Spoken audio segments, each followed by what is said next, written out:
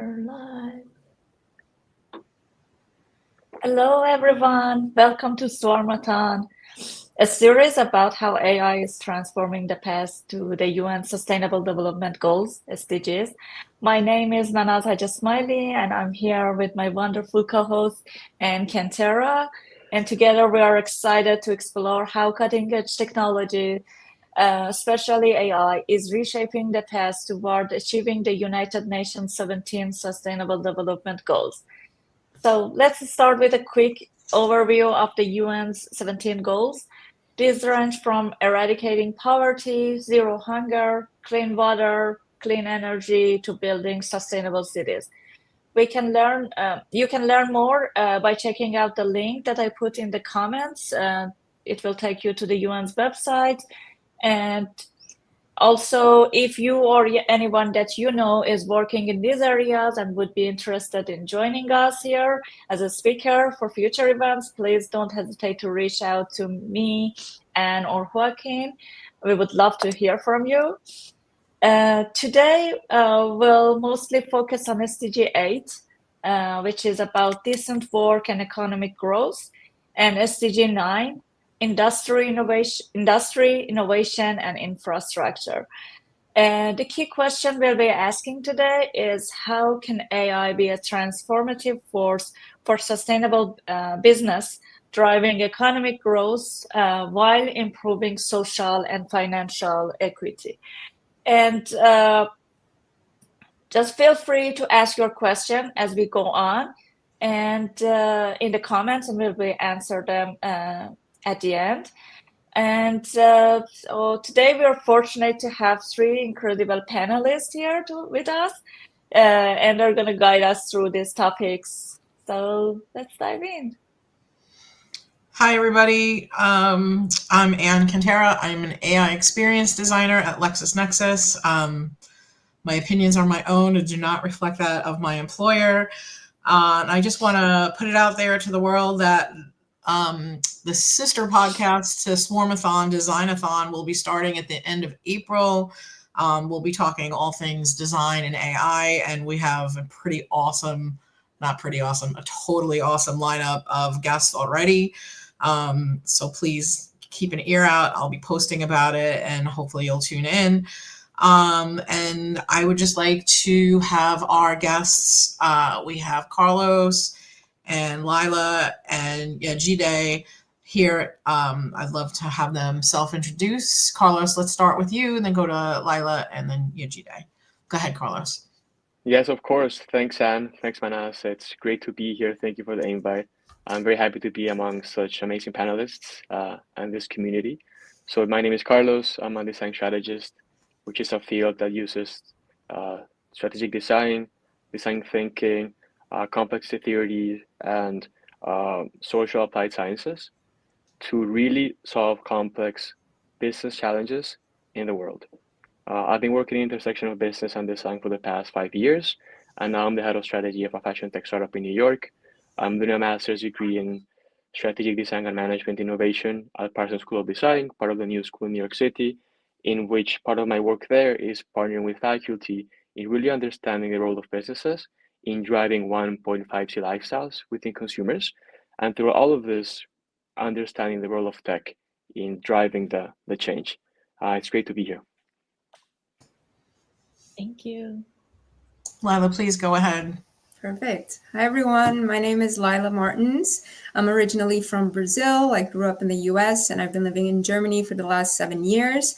My work within the SDGs has now gone from 10 years already. So from corporate sustainability, helping decarbonize the logistics sector through data-driven approaches, to really moving towards from sustainability to regeneration, helping us think about a planet that is healthy and how we can live in preferable futures that I think we all have an idea what that could be, but that we could all very well align on that, what that could be for us as a collective. And over the last 3 years, I have also worked on this idea of the behavioral change that we need to go through, not just individually, but as a collective. and how we need to reframe and have a different way of looking at the economy and the way that business shape themselves today. And through this approach, I've been working a lot on this idea of regenerative innovation and ecosystems that support that, and also in how I can support Latin America and Europe to really partner in this direction. Thank you for having me. Thanks, Awesome. Laila. Thank you. Go for it, Yejide. Hi, I'm happy to be here. My name is Yejide Olutosin, and I have the pleasure of leading the Business Climate Finance Initiative at an American NGO called Impact Experience based in Oakland, California. But I am talking to you all today from Atlanta, Georgia. My background has really been at the intersection of finance and energy. Started my career working on behalf of the US government, managing multi-million-dollar projects, really focused on attracting investment to renewable energy projects throughout Sub-Saharan Africa, South Asia, and South America. Did that for a little over a decade and transitioned into traditional finance. Was a banker for a few years where I was really able to build my acumen around aligning finance with values and looking at sustainable investing. And so it was really exciting to be able to bring that insight forward into my current role, where I work with corporations, foundations, nonprofits, really throughout the US to help them think about their financial decision making. So their banking, their investing through a sustainable lens. And so super excited to discuss how some of those use cases can be helpful to today's discussion. Awesome. Thank you, Yejide. Okay, let's dive in and to our first topic, which is about AI and strategic business innovation. So we're gonna first focus on how AI is transforming business strategy and driving competitive advantage. Carlos, could you share your insights on how AI is influencing decision-making, business models, and long-term growth? Yes, of course, Mahnaz. That's a good question. One thing you'll hear me talk about constantly in this conversation is about stakeholder engagement. We speak about AI, business strategy, but it's all about the people behind all those, right? And because of that, one of the important things to have in consideration is really understanding stakeholders and the consequences or benefits any of those businesses strategies could have in place. A very interesting case study is about Ocado, this UK online grocery retailer that wanted to transition their business to a more circular business model, right? They leverage AI with automation, fulfillment, delivery, warehousing operations, and even robotics. And they managed to make a business model really interestingly by using a delivery system in which they deliver reusable packaging of products such like rice, detergents, pasta, at no extra cost to the consumers. They just opt in the service, receive the products, and on the next delivery, they return their reusable packaging. And it's a circular model. It is very important in the strategy that AI function to serve as a very critical component to help achieve two things. First of all, price parity, making the service equally as expensive as the non-sustainable options for the consumer, but also making it more convenient. So in this case, the tech itself was more about the pain points and jobs to be done of the consumer than the tech itself. And that was what really drove the sustainable behaviors change from people. They realized, oh, wait, sustainability is not more costly. It isn't less convenient. It can also be more affordable for myself. So maybe it's about reframing narrative in which sustainability could be more about not suffering or hindering your benefits, but also more about I'm doing something that is equally good for myself, but also the environment. The other side of this coin is, just 2 weeks ago, Ocado announced that they were cutting 500 jobs out of their 20,000 workforce. The same AI that helped them transform their business into a more circular business model also made them more efficient and more lean, in which they needed less people to do so, right? So this brings up an interesting conversation, especially about our topic of today, SDG 8, right? Is AI inevitably driven some SDGs, but also hindering others in the same process? And if that's the case, how can we manage AI and strategies so that these new transformations do not come at a no zero sum game cost, in which somebody has to lose for somebody else to win? That immediately makes me think of Laila's area of expertise in regards to behavior. Laila, did you want to say anything about that? Yeah, thank you so much, Carlos. I really like that last perspective where you were talking about one SDG from the other. And I think that the way the SDGs were created was as a really simple way for us to have these 16 numbers for us to keep in mind. But if we take the time to think in a systemic way, in an ecosystem way, we need to understand that those SDGs, they aren't separate. They are just a way to help us humans understand that there are specific targets that we should try to achieve. But we can't think of SDG 8 unless we also think about SDG 13, which is climate action, or without thinking about SDG 16 when we're talking about peace, especially today when everything that's happening in the global north. So I think if I could here take a little bit of a step back for us to really try to understand what it is that we are trying to achieve. So I think the SDGs were really important because they were the first time that we as an international community came to an agreement on such a fundamental change to our world. And I think that if we're able to understand that, then we need to understand that for AI and not use the same market way of looking at AI around efficiency and productivity and more growth in that same way for us to think about it for the SDGs. To me, it is to take a moment to, as I have done before, speak to a group of largest group of AI experts and say, hey, what do you want your legacy to be?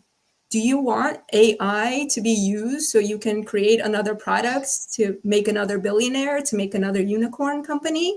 Or do you want to use AI to help end homelessness in your city, to help us fight the biggest challenge that we have today, which is climate change and the disruption that climate change will lead in our world? Is it for us to imagine a world where all humans can flourish and where the only planet in the known universe can continue to exist way beyond the next 50, 100, 200, and 500 years? And I think if we're able to have that metacognitive reframing and really take ourselves outside of the current system, be able to look at the system as a whole and then say, okay, what is our vision for the future? What do we actually want to achieve? Then we can stop using words such as competitive advantage or how can we have greater growth, and really think about, actually, if I were to think about my business in the same way that nature thinks about regeneration and helping create a healthier and more biodiverse planet, what would that look like for my business? How could I work through this ecosystemic approach? How could I look at my city and understand what it is that my city needs? And that would be my business strategy, instead of trying to sell a new image or create a new NFT for somebody across the world to purchase it. So I really, really think that we have a big responsibility on our shoulders because we have big challenges. We always have had as a planet. But I think if we look at the facts when it comes to climate change, when it comes to peace, specifically on today, March 15th, and what's coming after us, I think we need to stop thinking about AI as another tool for efficiency and helping us build new tools, to something that can help us actually understand human behavior. What is it that we need to achieve, and how can it help us in achieving that more positive and preferable future that we want? Yeah, that's amazing. Laila, I got your point. Like, it's very important for us to, like, when we are thinking about like how AI is helping us to improve our business or become more productive. At the same time, we think about the effects of it on our environment and our even on other people. Like, their people are losing their jobs, and companies don't care because they want to make more profits. So how do you think that we can make this balance? Like, how companies, businesses can make this balance between like improving their business, having a sustainable growth, financial growth, and also not affecting like other people and environment, and like the balance, keep the balance. What do you think? Yeah, I think it is important for us to kind of redefine the way that we've been working as a business. So AI is now bringing the cost of knowledge to zero, right? That's the big tagline that everybody's using. So if we have that, that allows a business to say, okay, instead of me perhaps going all the way to the other side of the world to purchase what I need to purchase, can I work with the people close to me to be able to do that? Instead of looking for a platform to create a matchmaking, can we create a local matchmaking process? Can we use AI to help us create new local currencies that everybody can trust and feel comfortable using? Can we find ways to really understand where government and businesses can work together, which is something that I'm very proud to say is happening in South America and especially in Brazil, finding this way that GovTech can be a way that we can understand the needs that we have and how businesses can serve that. Also understanding this idea of businesses trying to stop to use AI only for the employee productivity to employee well-being and helping that employee say, hey, I'm giving you ownership to think about what it is that the business can do now that we have so much that we can do, taking all of your administrative tasks away from you. If you had the business as your kind of go-to support, what is it that you could help accomplish with all of your colleagues together, with all of the knowledge that this business has acquired, and now with this AI tool to help us achieve X, Y, Z that you think we can. So I think it allows us to kind of move away from that way if we're thinking about it only from a business perspective. But if we're thinking about it from a biological and nature perspective, I think there's a lot of business opportunities there that we haven't gone through because the science wasn't there. And AI helps us achieve that. So how can we identify new protein so that we can reduce the need of animal for meat, and we can find new protein alternatives through plants? How can we use and use that as a new commercial model? So I think to me, it's about, instead of how can I use AI to create a new product faster than my competition, it's, hey, can I create an entirely new market that I hadn't even thought about and use AI to help organize all of that knowledge that my business already has to achieve something that would probably be revolutionary. Yeah, exactly.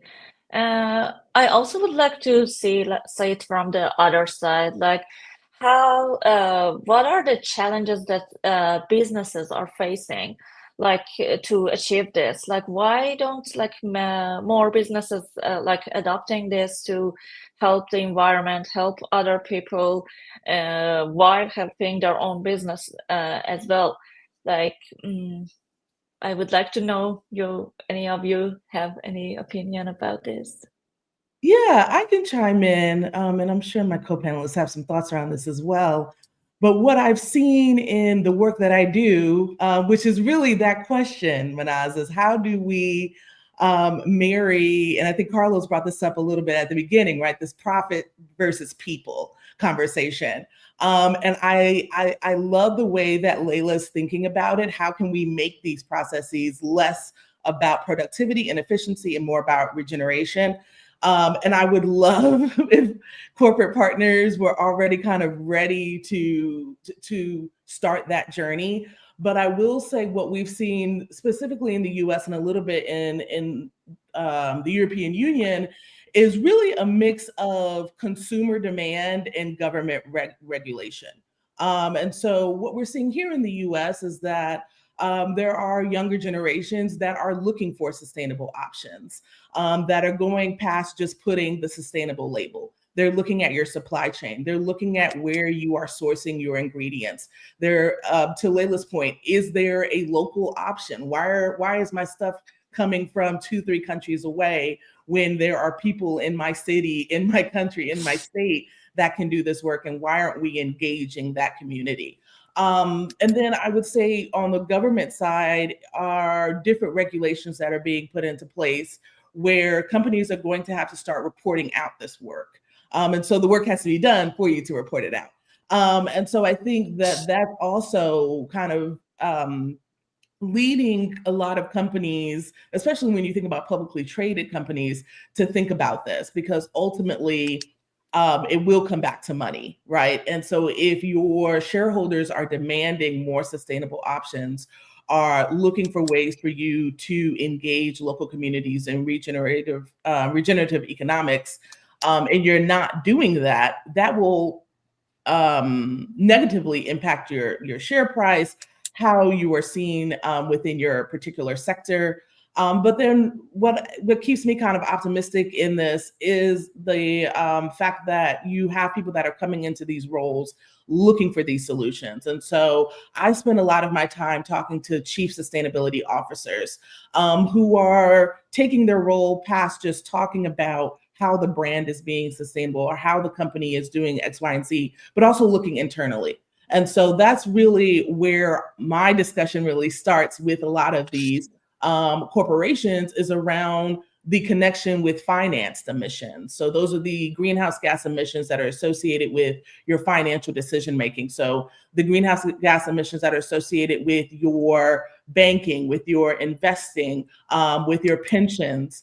Those are not areas that people tend to think about, but as we are kind of thinking about how can we accelerate this much needed shift around climate change, it is an area that's worth exploring, particularly because I'm not asking you to change your product. I'm not asking you to change your brand. I'm really asking you to look internally and think about how you're spending your money. Because ultimately, when I think about this conversation, particularly as we think about SDG 8 and economic growth, ultimately, the decisions that a lot of businesses make is from that lens, right? Which we can go back and forth about the value of that, but that's really where a lot of these corporations are, especially if they're publicly traded.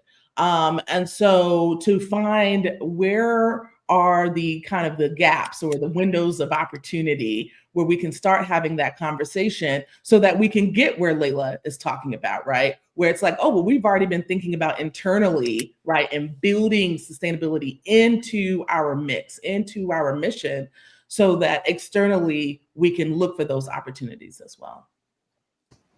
So I'm curious, and this might be a little controversial, but are there patterns in corporations that quote unquote care versus the ones that don't?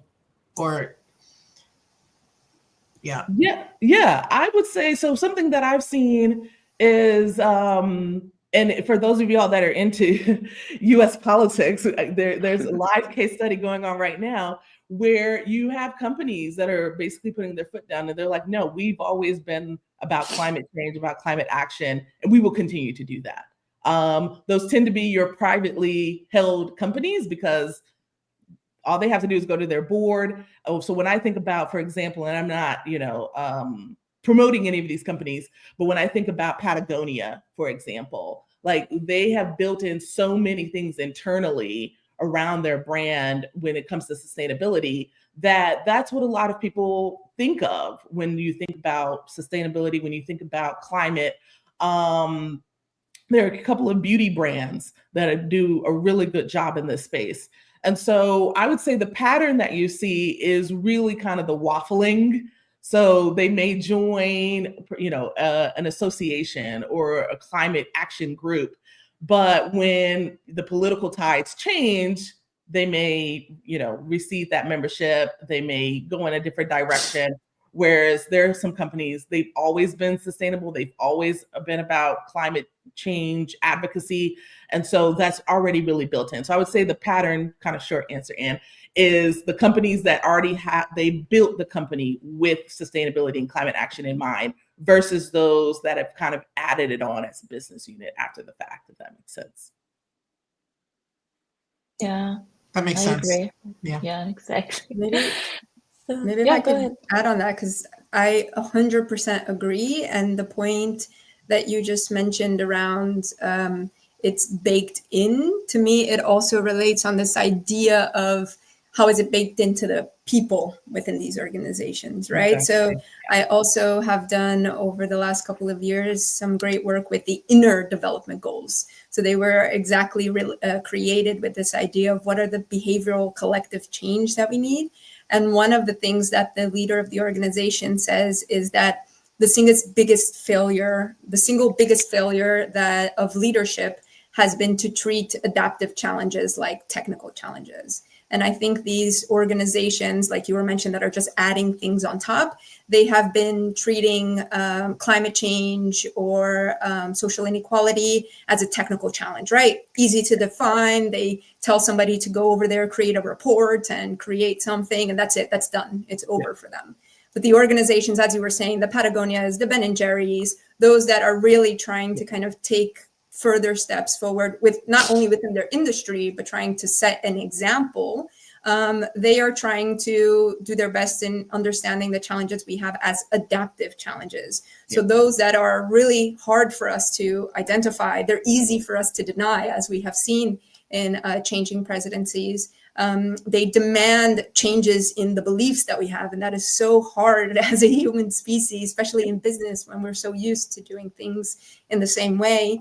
And know that any solution is going to need trust. It is going to need a long-term orientation. It's not about your quarterly finance results that are going to actually matter, but the long-term trust building that is needed to support these systems that have been impacted by these adaptive challenges. And they require time, they require collaboration and really cross-sector systems thinking. So not just thinking about yourself as an isolated business trying to do something, but yourself as a piece of a bigger system that's trying to move something forward.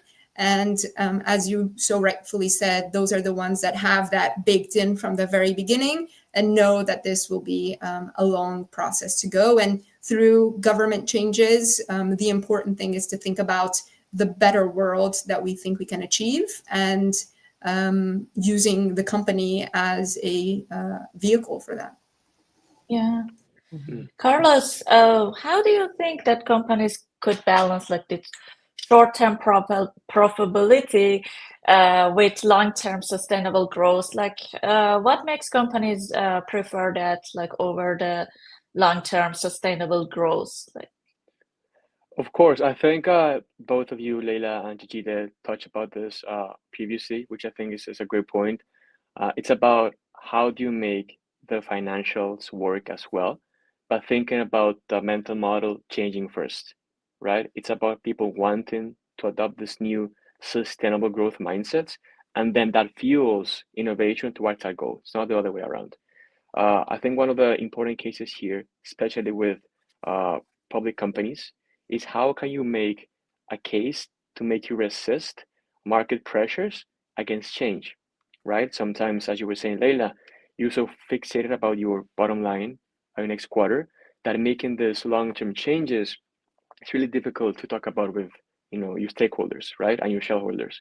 In this case, I think one of the key important aspects to almost like get some sort of protection for this market pressures is collaboration and working in cross partnerships, right?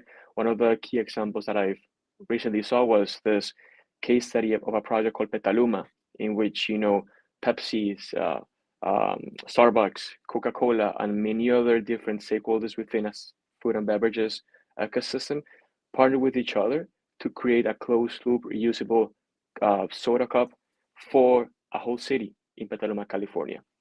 Through this coalition, which involved not just the companies selling products like this to the customers, but also people in charge of recycling, the industries in charge of handling the waste and sorting it, partnering with people who also talk about branding and the market side of things. All of that made them resilient to a change in which they could achieve economies of scale, but also wide adoption, right? And in this sort of like big term collaboration, they can resist what people might think it's too hard to make in the long term. So I do really think that when you collaborate and you partner with each other, even with competition, you can achieve a combined strength that can push policy, can push market adoption, and can also say, as you were saying, Laila, shape sustainable behaviors from people. Because sometimes the social proof is just enough to nudge a behavior forward. Yeah, great insight, Carlos. Laila, what do you have like some examples of this like successful AI-driven regenerative business models that you can tell us about? Yeah, for sure. I think that when we think about regeneration, one of the key things is to think about place-based, is to think about what is happening in the local space. And I think that corporations, we can work with them and do a lot to make them more sustainable, to have regulation, to move them towards regeneration. But where I think that regeneration is really going to take place and how AI can really help that is by helping local businesses grow and have a more have a higher impact on their local economy rather than us depending on external economies. So one of the things that I think about all the time is the future of food. I think if we are serious about the impacts that climate change is going to have, then every single one of us, one of the first things we need to do is look around and try to understand where our food is coming from. And that in the next 100 years, if we don't do something about it and the forecasts stay the same, that a lot of places are going to become a lot hotter. They're going to become a lot less able to create food, and that those places that are today creating food will probably come into disruption because of war.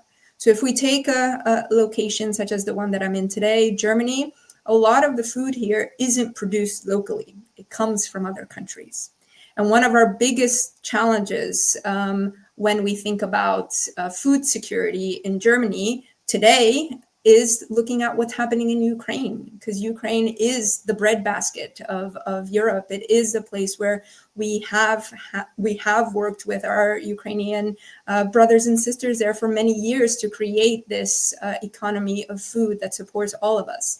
And if we see war coming and we see places like Spain that produces a lot of our food become hotter and hotter and not be able to deal with changes in climate, where are Germans going to get access to food in the future? So I think that what we can do is try to think about business models that can utilize AI knowledge and how it can help us change these systems, to think about how can we localize our food systems? How can we understand how we can transport between each other to create more resilience, especially thinking about food that can support us. So I'll give you a very simple example. In Düsseldorf, a city that's about an hour away from the city of Bonn, where I live, what they're doing is they're now going out and taking out the trees that they have and bringing in trees from the south, so from Spain, from Italy, here, because those are the trees that are going to survive in the next 20, 30, 50 years. So I think the power that we need to look at when we are looking at businesses is understand, okay, how can we help our local economy have the protein they need, the nutritional elements that they need to survive, to be healthy and fit? How can we create businesses to help kids learn better? And as we know, the educational system is going to totally change now with AI. So I think that AI allows us to, instead of just looking at what can it create, it's the way we've created our systems today. Is that the healthiest? Do I need another Coca-Cola in Germany when I could just have a Fritz Cola? And how can I help us think about local economies? So all in all, I think the answer is, how can we localize economies without the nationalization, but really thinking about it as a cooperative movement? And then also find new things that we need to change that are coming, our challenges, and see how AI can help us facilitate those changes.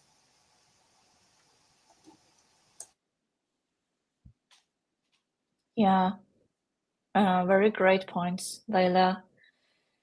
I think it's very important, like to support the local businesses and like thinking about how they can work with each other and how we can create this system within countries to become more sustainable regarding food or any other like uh, like very basic needs of humans, so they don't face these challenges in the future. And AI can be a great tool using to achieve this goal for countries.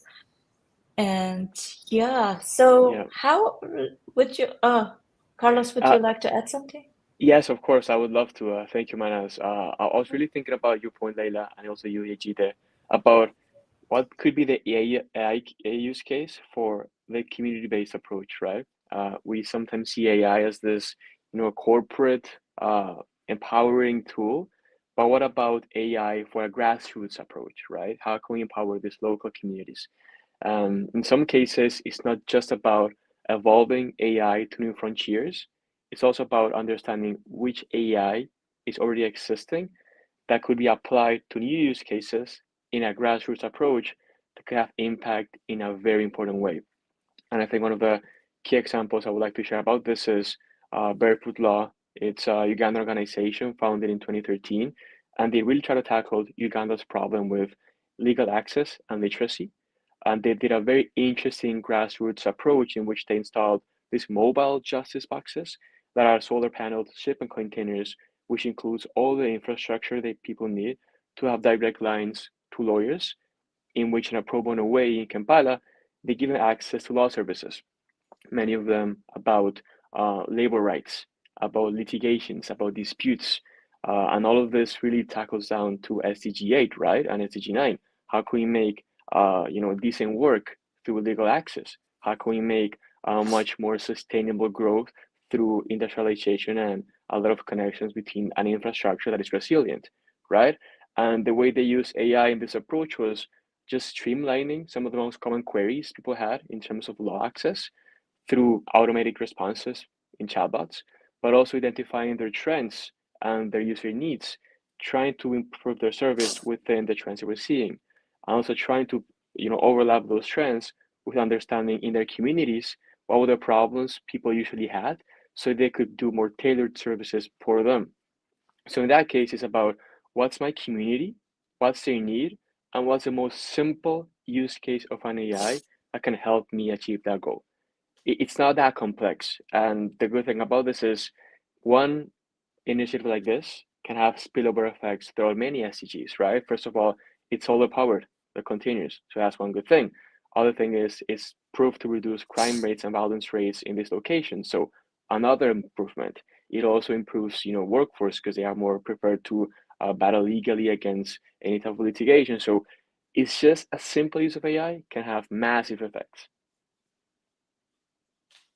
Thank you, Carlos. Yeah, these are great points. So now let's turn to AI's role in financial strategy.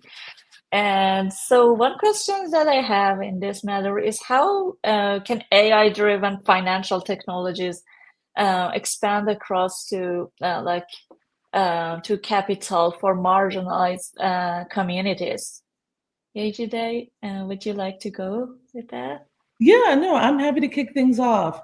And I think this kind of picks up. I think Carlos kind of teed up this conversation really well in looking at, moving away from the idea that AI has to be corporate driven. And that there are opportunities for organizations and communities of all sizes to really take advantage of some of the strengths that come with engaging AI and machine learning technology to solve solutions. And so one thing that I'm seeing a lot in the finance space is looking at different ways to use technology to identify credit worthiness, current structures, around that are really kind of not old fashioned, but they're really based on you having a relationship with a large traditional financial institution.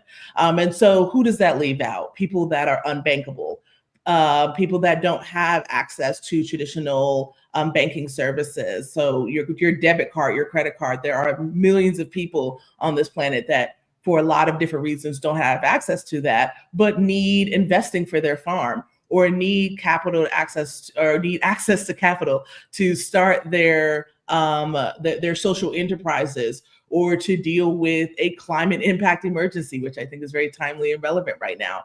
And so a couple of examples that come to mind of some really cool use cases that I've seen would be an organization called Kiva. And they actually are using AI powered credit assessments to help individuals that don't have access to traditional banking services and don't have kind of your credit histories, which is what we use in the US. So basically, it's a risk management tool to see like how able are you to service this debt. And so Kiva, this social enterprise, is actually using AI to look at a different way of assessing credit worthiness and helping small business, small, medium-sized entrepreneurs gain access to microloans, which can be the difference between having a successful small business. And then, kind of going back to what you were talking about, Laila, around regenerative economics, right? That dollar is circular, that currency is circular in that community when that small or medium-sized business entrepreneur gets access to those funds. And so I definitely think that there's a lot of opportunity, and I think we're going to continue to see that, particularly in the micro loans space, because banks just don't have the wherewithal to go after that audience just based off of their own internal risk models. Well, Yejide, that's a fantastic example. I really like, the way that something as, simple and something as you would think as a natural appreciation of a company, which is, credit worthiness, can have such an impact in a community. I really appreciate that insight. And I think connecting to that, I really think the quantifiables are so important in this, industry, especially finance. And I was having this very interesting conversation with the fund manager of a sustainable emerging markets fund of a global investment firm in New York. And she was really talking to me about the investment thesis that they have, which is very interesting, in which they have a very good balance of an investing philosophy with financial returns, right? And part of the requirements or any of the companies they put in their fund is having to at least 35% of the companies be in tune with the SDGs, and not more than 10% of the company's operations be hindering an SDG, or at least one of them, and doing that while assuring competitive returns for the investors. So yes, it is possible you can invest in the triple bottom line and get returns. They have proved that. But I wonder, in the case of AI, how could AI increase capital allocation for funds with investment thesis like this, who really try to promote SDGs, right? And I'm thinking, it's really about mapping the stakeholders of your ecosystem and understanding what's material for them to drive change. So for example, you could think about AI in the use case where the companies looking for investments themselves. What if they could use an AI tool to measure from their financial statements and their financial records and operations what segment of their businesses is in line with the SDGs and which one isn't, so they can proactively prepare and seek funds from this investment fund, right? What if a different perspective could be, what if it's a tool for financial analysts in which they can quickly screen the market for SDG compliance and alignment? Or what if it's not about either one of them? What if it's about more the investors themselves? What if investors could see within their portfolios how much of their portfolios are aligned with SDGs and which ones, and what kind of percentages they're having? Perhaps that visibility would make them more aware that perhaps the portfolio could be more diversified and probably invest more of their money in funds like this. So I do think making the quantifiables of aspects that are very nuanced visible to stakeholders might make them more prone to investing in companies which are really about advancing social impact. No, for great. sure. Oh, sorry. Go ahead. Please go ahead. Go ahead. I was just really quickly, you touched on a topic that I nerd out about, which is really kind of how can we use AI to do a little bit of, this might be controversial, but do a little bit of public shaming, right? So if you could go to an organization and see, okay, this is how much they are investing in fossil fuels, for example, would that change your relationship with that brand if it was, right, like how they have like, smoking causes cancer, if it was just that big on the bottle or the packaging of your favorite product? I think that could be a really interesting use case for how do we, to your point, Carlos, like bring more companies into the fray around SDGs. If we could actually see like this company is actively supporting SDG 6, 7, and 8, and this is what they're doing. I think that could be a really, and AI could help us do that. What we're seeing a lot of, especially in kind of the ESG space, is reporting. So companies of really all sizes are already kind of hip to the idea that they're going to have to start reporting out certain aspects of their supply chain. And a lot of companies are already doing this, but it's not consumer facing. And so outside of like an impact report or, you have to go like looking for it, but to actually be able to see it on the packaging, I think could be a really cool way to increase investment in companies that are aligned with SDGs, because you would have that consumer demand piece as well. But that's what I wanted to add. But go ahead, Laila. No, I think the three of us are super well aligned, because I also wanted to connect something you said before and then something Carlos had said before about how it's not that hard. I think we've had 10 years to think about the SDGs. And in those 10 years, a lot has happened globally. And if I put a little bit of my work, as I mentioned, I'm Brazilian, grew up in the US, and now living in Germany. I'm currently working on a project around migrant innovation together with the university and together with an ecosystem in Germany. And I've been trying to understand a lot about this diaspora idea, this idea of migration in a more positive light than maybe we have seen in the past. And if we can understand that the remittance, so this idea of the money that migrants send back home, is a market that's $600 to $8 billion market. And if we can understand that those people that come from these places, they understand the nuance, they understand how that works. If we were able to, as a simple example, Germany, look to Brazil. Hey, Brazil, what has worked there for SDGs? Great, cool. Let's try to implement that here in Germany. Germany, what has worked? Let's implement that. Let's then think about it. I think one of you said something about a box example as well. Could we have those businesses, put those businesses into, okay, this is around the style of what it was. This is the business in a box for that specific SDG.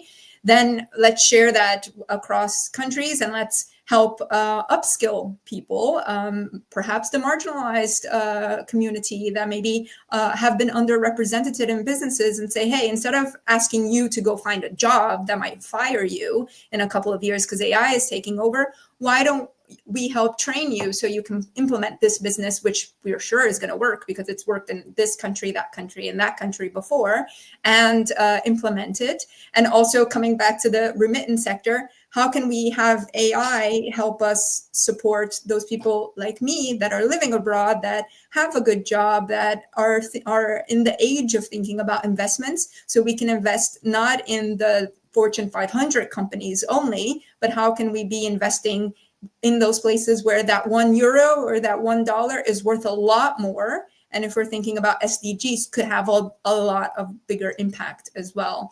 And I think this is what I keep saying about always taking a step back, is trying to understand let's use AI for what we know that it can be useful for. There's a lot of use cases for businesses and financial models that have already existed. Let us not reinvent the wheel, and let's copy with pride and find ways that we can create economies that are cooperative. There's a win-win. I think Carlos said moving away from this zero-sum game, 100%. And I think that's where we can really make amazing changes when it comes to human health. Imagine cancer not being a problem anymore because we were able to come together as a global community to use AI to understand our biological structure a little bit better. So I think that the financial models and ways of doing are already out there and scattered, and that AI could perhaps help us in a positive light to bring that together. And before I close that, I just want to make sure that I say for all of my climate change colleagues that are watching me talk about AI here in a positive sense, I think we also need to be very conscious to understand that AI has an incredible impact when it comes to water scarcity and when it comes to our decarbonization agenda. So I've been working on decarbonization in the last years, where we were already thinking about the negative impacts of transport, of the fast fashion industry, of plastic, and this idea of oil is efficient and oil will save us and oil is cheap. That's what we thought so many years ago when we started using oil. And I think that's the same idea that we now have with AI. And one of my big hopes is that we don't make the same errors that we made with oil with AI. Technology in itself is not going to save us. It never has. And we need to make sure that if we are going to implement these things to help us in solving problems, that they don't exacerbate other problems that we have already been trying to solve when this wasn't an add-on upon that. So, and a lot of people in my community are so AI averse because they are clearly able to see that direction. They've been working on decarbonization for so long, seeing that we're not getting anywhere. And now we have this huge wave of this new technology and this excitement to put it into practice. So I do think that there's a lot of ways that we can use it for good, 100%. But we need to come at it with a lot more wisdom, with a lot more understanding, a systemic view, so we don't make the same mistakes of our past, basically. 1000% agree with that. Yeah, and I love that you touch about the theme of remittances.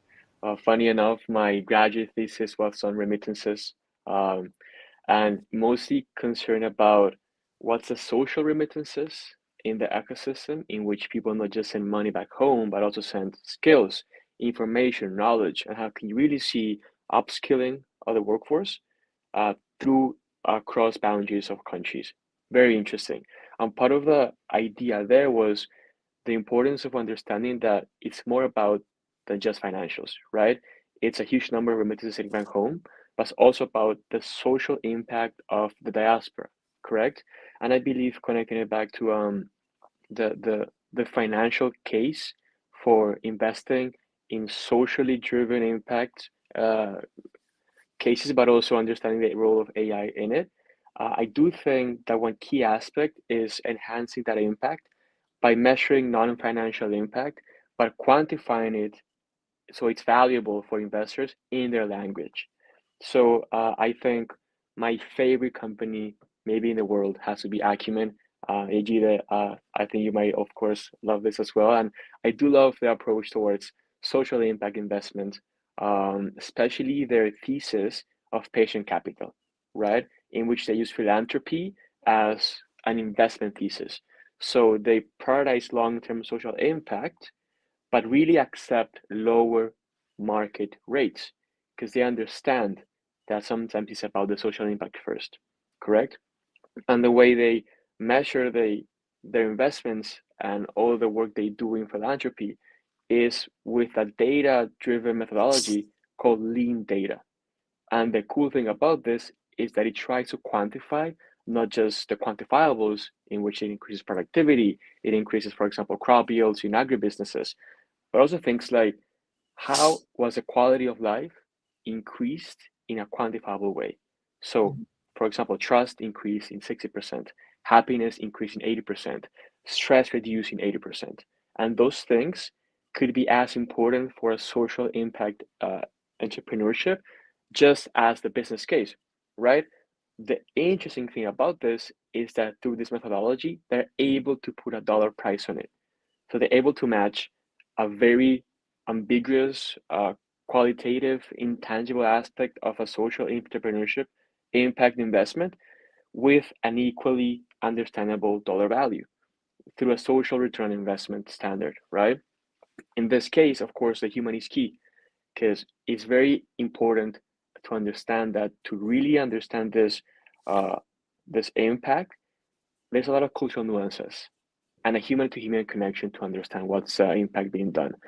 So in my perspective, AI driven tools could really help these humans trying to understand the data from these communities, trying to get more granular, faster, motivating perhaps investors to understand, okay, maybe my dollar value is also improving people's happiness in this community. And that to me might be as valuable or even more so than my financial returns. So it's just about how to frame the data and using it in ways that also includes more people on the conversation. No, Yeah. 100%. And just really Thank quickly, you, I know we're Carlos. coming up to the. Sorry to interrupt, Yejide. No, no. I just wanted to let everyone know we have only 5 minutes to go, and I can listen to you forever. But yeah, we need to wrap up the conversation. And I want to ask the audience, if you have any questions from our incredible panelists, just feel free to put it in the comments, and we will ask them. And Yejide, go ahead. Yeah. Oh, no questions. Okay, so, and I think this is a great, place for us to end. Really just picking up where Carlos was around, we've just spent the last hour talking about really how can we leverage AI towards a just transition. I think if we could talk about, and this has been a well-spent hour, looking at use cases, but then also being a little critical of the status quo and exploring how can we leverage all of these tools so that we can create the world that we want to see. And so a couple of takeaways that I, have from this call, or from our conversation today, that I think really resonated was, one, the fact that AI can be seen as just one more technology. And we've always had technologies, and we don't always think about how do people that don't have ready access to those technologies fare with the results. How are they duly or unduly affected by the decisions made by the use of this technology is something that, given where we are with AI, is something that we can really think about. And a lot of companies, a lot of organizations are doing that, but making it more consumer facing and really creating the consumer demand for larger companies with much larger wallets to also get behind this shift towards a more sustainable future. But it's been really a pleasure learning from everyone on the call, and we got a lot of work to do. Yeah, the pleasure is ours. Thank you, Yejide. Carlos, Laila, do you want to add anything so we can wrap up the conversation? Maybe my last call out to everyone is, if we think about AI in the same way that Sam Altman seems to think about, which is it's going to revolutionize our world, I would say let's take that in to really think about how all of the cracks in the system that we see that can allow us to build that better world, then let's use it for that we move away from this obsession with the more and the growth, and we really use it for having a chance to look back at ourselves, at us as a collective, and try to understand how our emotions of fear, of FOMO, of shame, of wanting to be at the top, how those might lead us to take decisions which are outdated in 2025, which have been repeated by our ancestors, and how we can actually think about this as if you were thinking about your legacy. What do you want your legacy to be when you're 90 years old and you're looking back at your life and you said, oh, wow, I was really part of that movement that helped us reshape our planet? by using this tool with the most good that we could, and not just to create a new and more products. So that would be my last takeaway. And I'm so thankful for having both of you here as well as the Swarm team, because this is the conversation that we need to have. It's not being had in normal AI circles. And I'm so incredibly thankful to have you all and the giants on whose shoulders we stand upon that have allowed us to create this conversation. So thank you so much for the opportunity. Yeah, love that. Thank you, Laila. Carlos? Yes, of course. First of all, I loved my co-panelists' final remarks. I think it is very much about seeing the bigger picture, which leads me to my final comment, which is it's all about systems thinking. Try to understand the system you're trying to change, who's in that system, and really be aware of all the unintended consequences any leverage points can have. You might not be able to see that in many years to come, but it's very important to really take your time to understand all the moving parts of a system in which AI could leverage, but could also bring a lot of abuse and a lot of power dynamics. So coming back to our SDGs, right? 8 and 9, in terms of decent work, economic growth, industrialization, making that happen begins with understanding the people of those systems first, not the tech. Thank you, Carlos. Okay, I want to thank you all who made this event possible, our speakers, our participants, the organizer, and I believe together we can turn these ideas into action, and we can reimagine a sustainable future through AI and business innovation.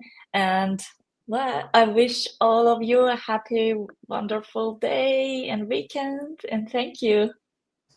Thank you all. Thank you so much for Thank hosting. you. Sure. Bye. See y'all.